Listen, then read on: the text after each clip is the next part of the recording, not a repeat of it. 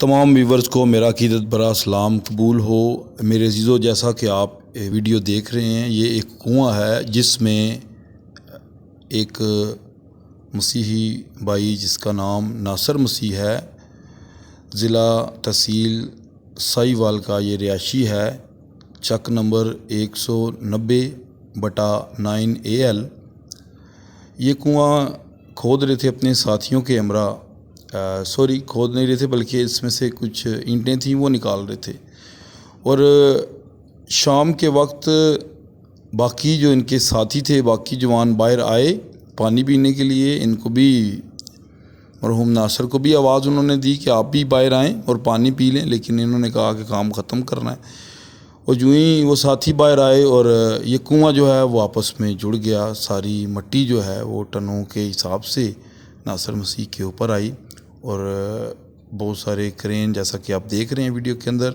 کرین اور شاور لگے اس مٹی کو نکالنے۔ یہ ناصر مسیح کو اس شاور میں ڈال کے لایا جا رہا ہے۔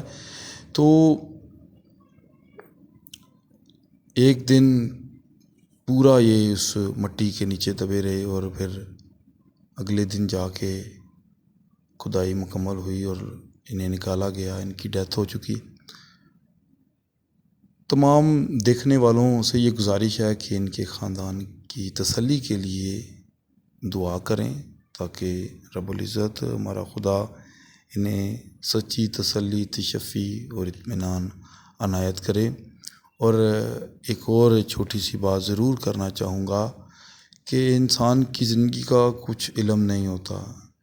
ناصر مسیح اس بات سے بے خبر تھا کہ آج میری موت واقع ہو جانی ہے، اس لیے ہم سب کو اپنے موت کے متعلق علم نہیں ہوتا۔ واحد یہ ایک ایسی بات ہے، اگر انسان کو علم ہو تو پھر وہ ضرور ہی توبہ کر لے شاید۔ لیکن ہم اس بات کو دیکھتے ہیں کہ یہ بھی جانتے ہوئے کہ ہماری زندگی کا کچھ پتہ نہیں ہے، کب یہ پھول کی طرح کھلے اور کملا جائے، کب یہ پانی کے ایک بلبلے کی طرح ختم ہو جائے، پھر بھی ہم وہی کام کرتے ہیں جس سے ہمارا خدا دکھ کرتا ہے۔ ہمیں توبہ کرنی چاہیے اور اپنی آخرت کے متعلق سوچنا چاہیے۔